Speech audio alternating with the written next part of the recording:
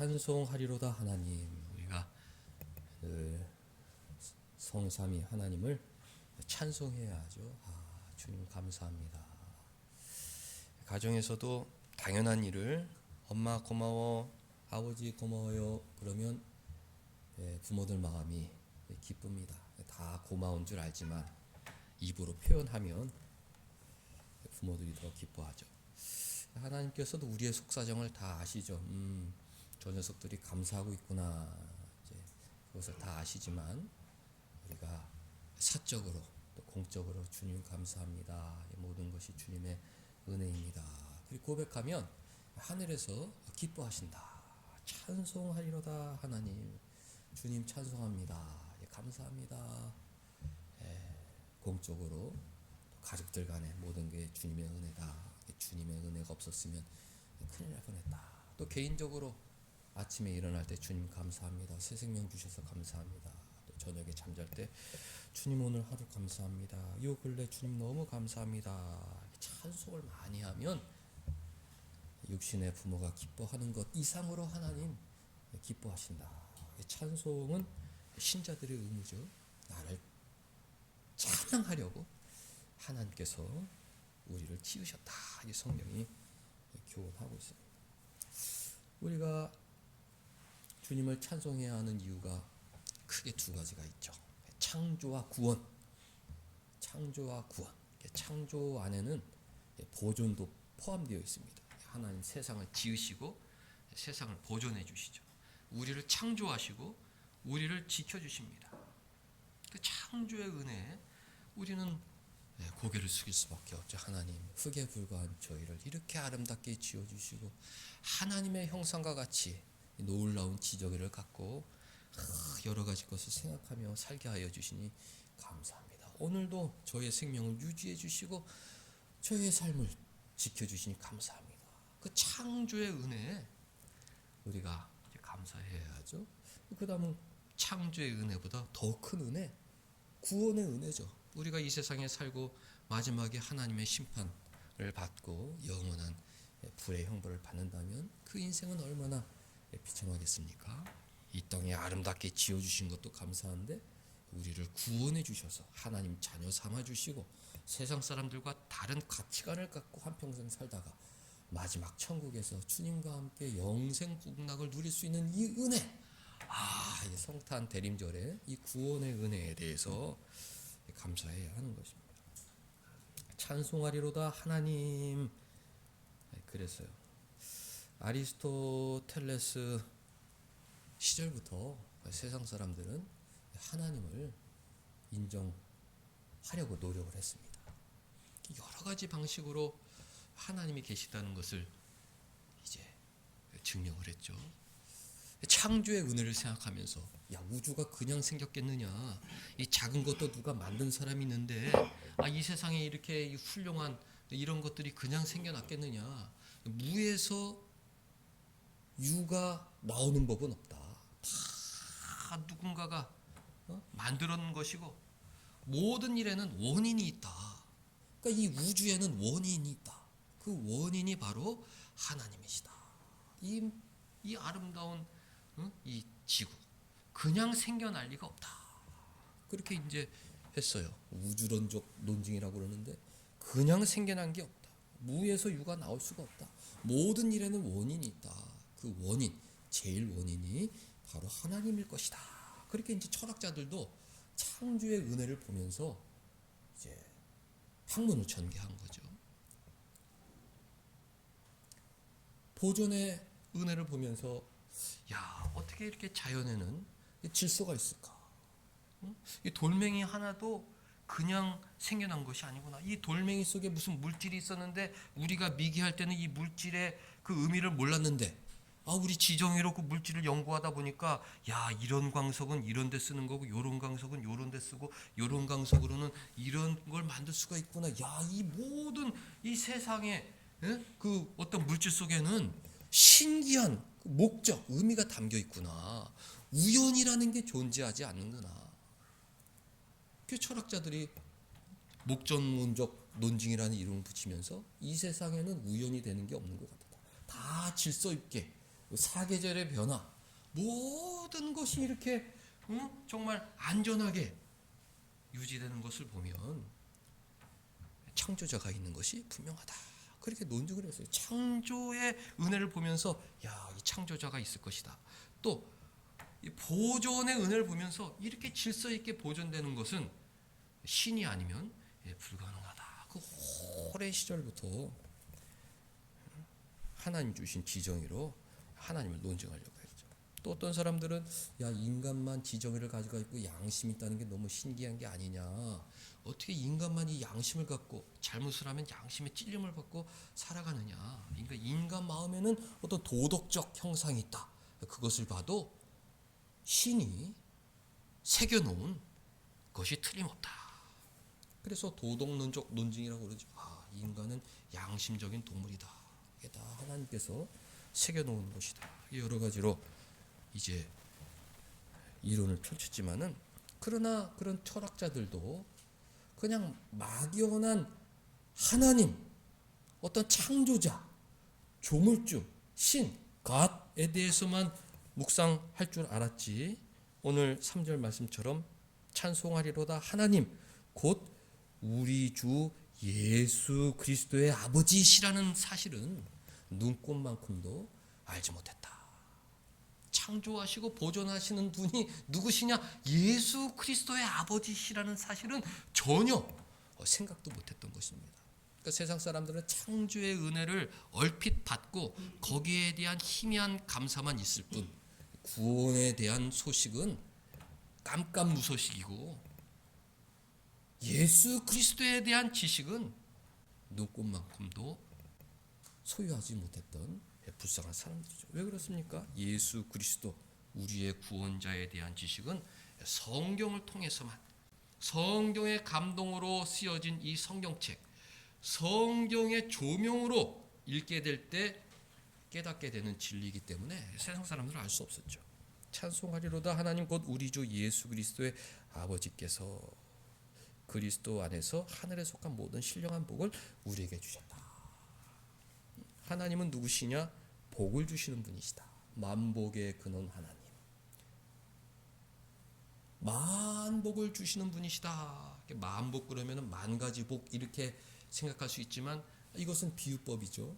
All blessing, 오늘 3절 말씀대로 모든 복, 이 세상에 좋은 모든 복의 근원은 하나님이시고 우리에게 그 모든 복을 주시는 분이 바로 하나님이시다.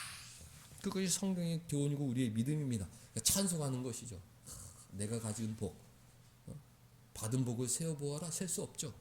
그 만 가지 복, all blessing, 모든 복은 바로 하나님께서 주신 것이기 때문에 우리는 하나님을 찬송할 수밖에 없는 것입니다. 모든 복 중에 우리가 몇 가지 받지 못할 수가 있어요. 그러나 그거 가지고 서운해할 필요가 없다. 우리 창조의 복을 받았고 구원의 복을 받았고 첫 번째, 두 번째 복을 받았고 그리고 성화의 복을 받았고 그 뒤로 줄줄이 중요한 복을 받았고, 그러다가 저 마지막에 한두 가지 못 받는 복이 있을 수 있죠. 그것 때문에 슬퍼하고 가슴 아파할 필요가 없는 것입니다.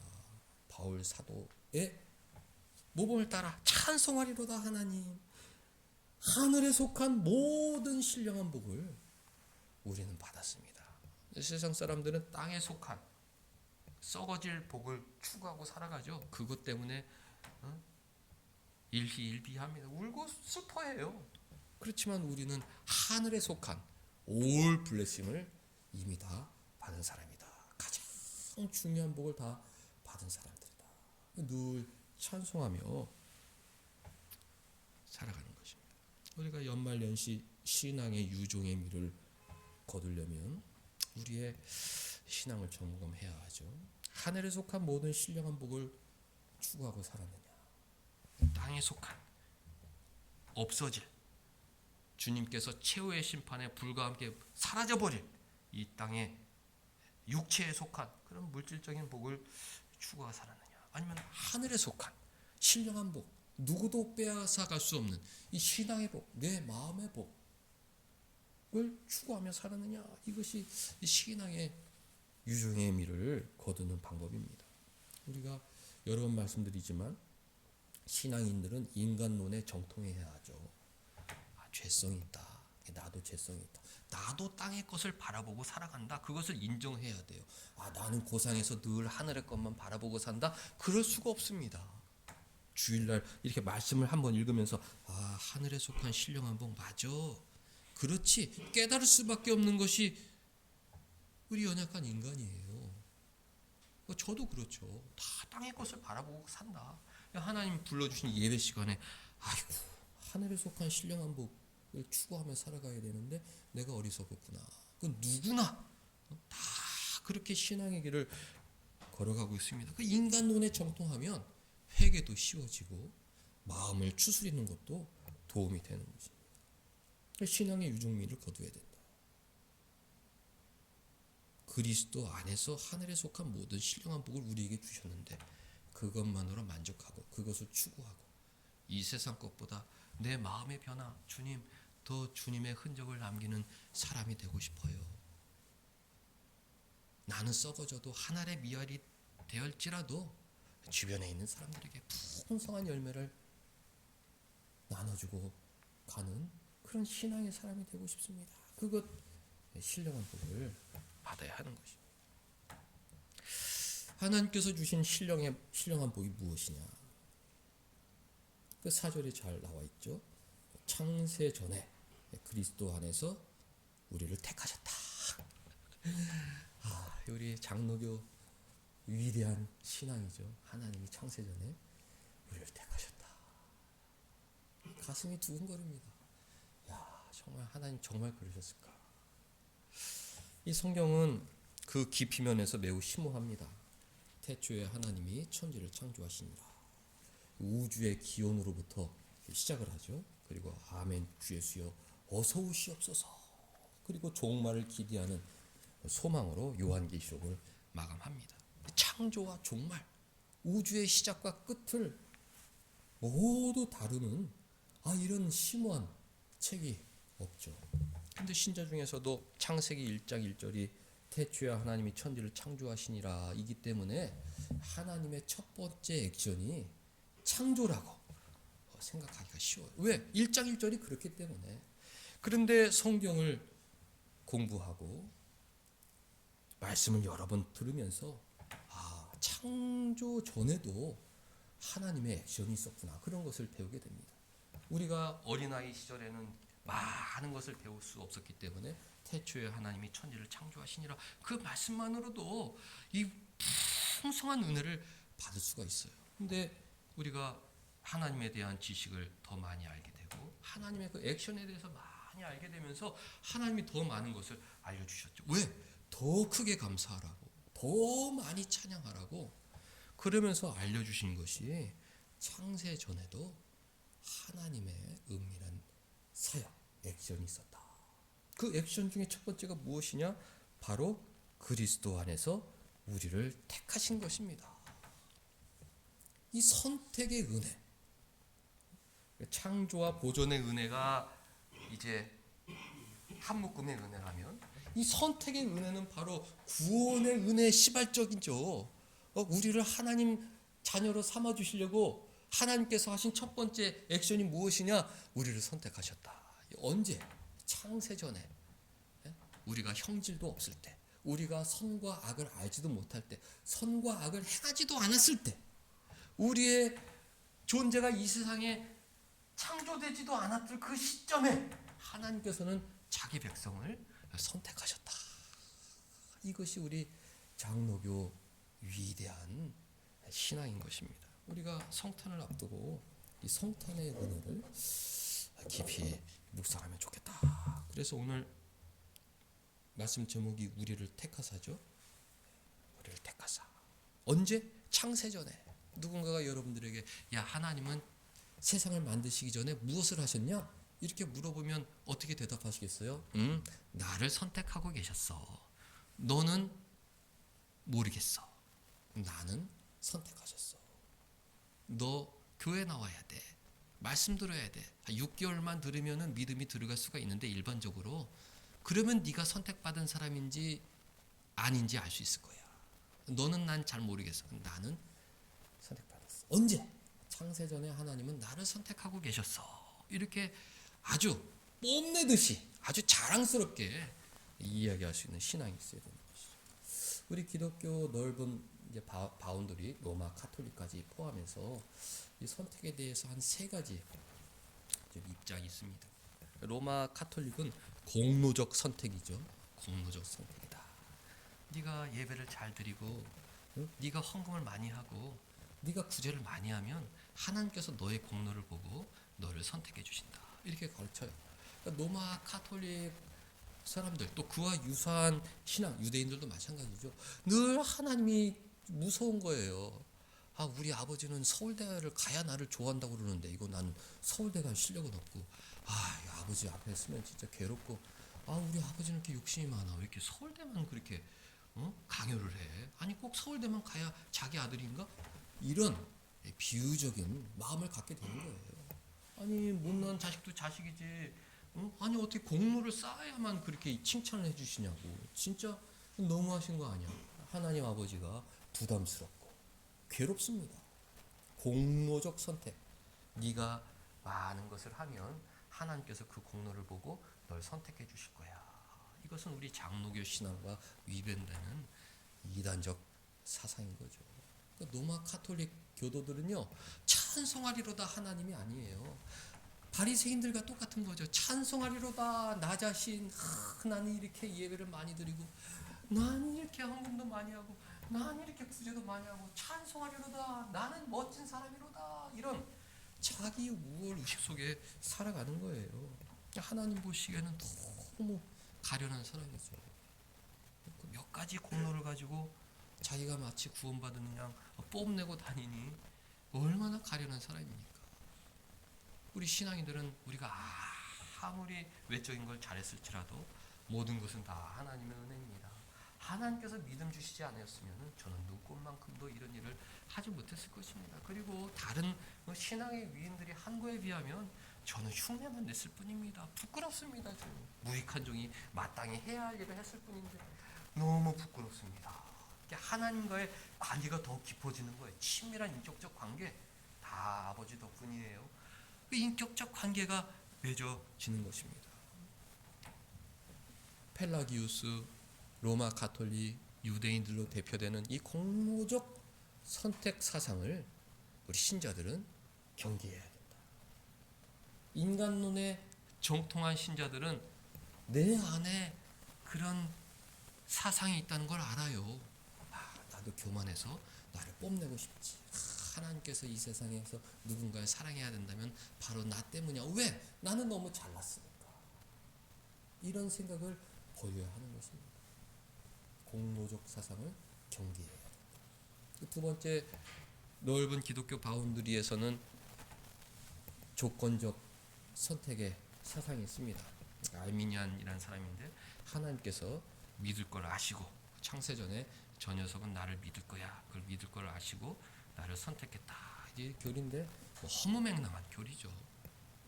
하나님께서 믿음을 주셔야 믿는 것이죠. 장로교 신앙, 무조건적인 선택.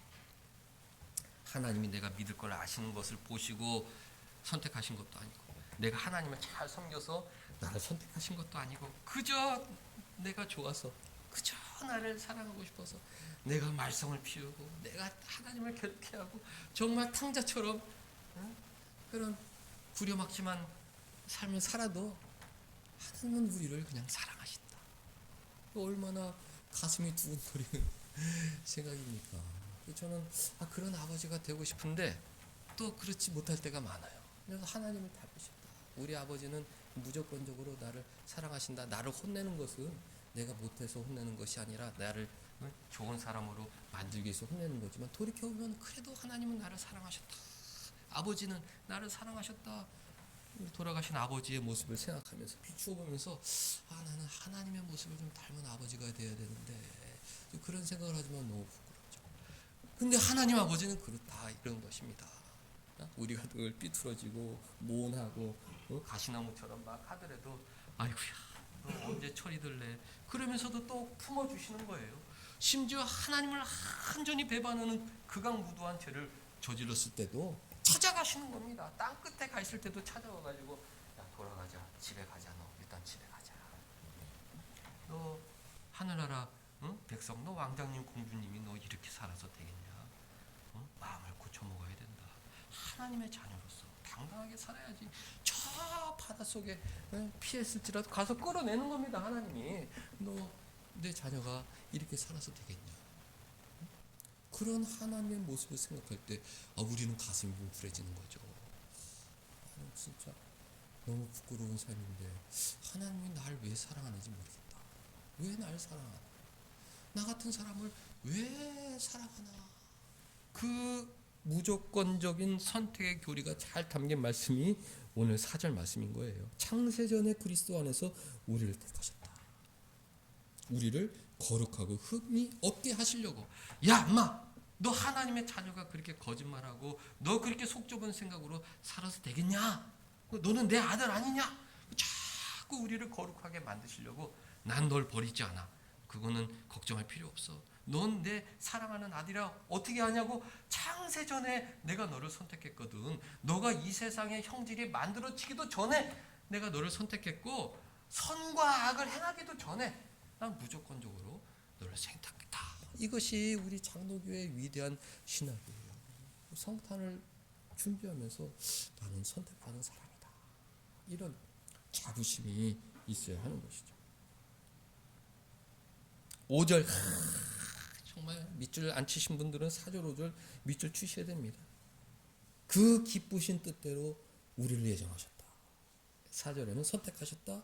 5절에는 예정하셨다. 같은 말이죠. 선택과 예정. 세상 사람들은 아주 오래전부터 이 선택과 예정이라는 말을 혐오했어요. 왜? 아무리 봐도 자기들은 선택하고 예정받은 사람이 아닌 것 같거든. 혐오하고 어떻게 하든지 선동하고 이 선택과 교리를 무너뜨리려고 애를 썼고, 지금도 그 잔당들이 남아 이 세상 여러 가지 사상으로 우리 기독교 사상을 모함하고 있습니다. 성경에 분명히 되어 있잖아요. 그 기쁘신 뜻대로. 하나님의 즐거운 뜻. 나는 너를 좋아해. 왜요? 내 마음이야. 나의 기쁜 뜻이야. 하나님이 우리 기쁘신 뜻대로 나를 선택했다. 종교개혁자 칼빈이 기독교 경호 3권에서 믿음의 위대한 정의를 라틴어로 했죠. 베네볼렌치아 코그니티오. 호의, 기쁜 뜻, 그것을 코그니티오, 아는 것이 믿음이다. 하나님은 나에 대해서 베네볼렌스, 호의가 있다. 기쁘신 뜻이 있다. 에르가노스, 우리를 향한 베네볼렌치아, 그 기쁜 뜻이 있다. 그것을 코그니티오, 아는 것이 믿음이다. 여러분들 그 믿음이 깊어져야 합니다. 하나님은 기쁘신 뜻이다. 나를 향한 기쁘신 뜻이 있다. 그것이 확실하게 정립이 되면, 믿음이 완성이 되면 이 세상 것은 두려워할 필요가 없어요. 왜? 첫 번째 은혜가 구원의 은혜거든요. 그 구원의 은혜 안에 선택의 은혜, 죄사함의 은혜, 성화의 은혜가 있는데, 이 첫 번째 은혜를 받은 사람은 그 두 번째 창조의 은혜, 보존의 은혜는 덤으로 받는 것입니다. 하나님이 나를 기뻐하시는데 내 삶을 보존해 주지 않으실까? 섭리로 지켜주지 않으실까? 당연히 지켜주신다. 이런 담대한 믿음을 갖게 되는 것입니다.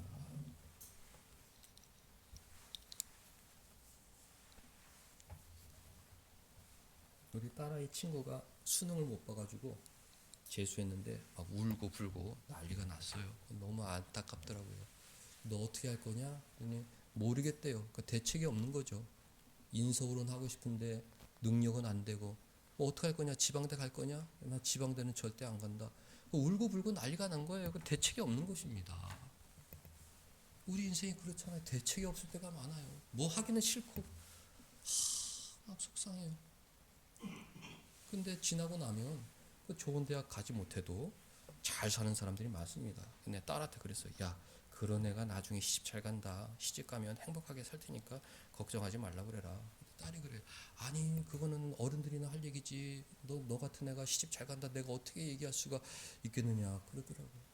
지나고 보면 아무것도 아닌 것들이 많아요. 그때는 막 울고 불고 이거 난리 났다. 세상 끝난다. 막 하지만 지나고 나면 별일 아닌 일들이 많이 있죠. 신자들은 그런 속에서도 나는 대책이 없다.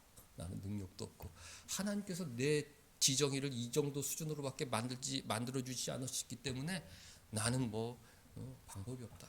남들은 너는 왜 그렇게 막 하루에 10시간씩 12시간씩 하지 못하느냐 손가락질만 하지만 어떻게 하겠느냐. 내 천성이 이런 걸 어떻게 하겠느냐. 그래도 나는 걱정이 없다.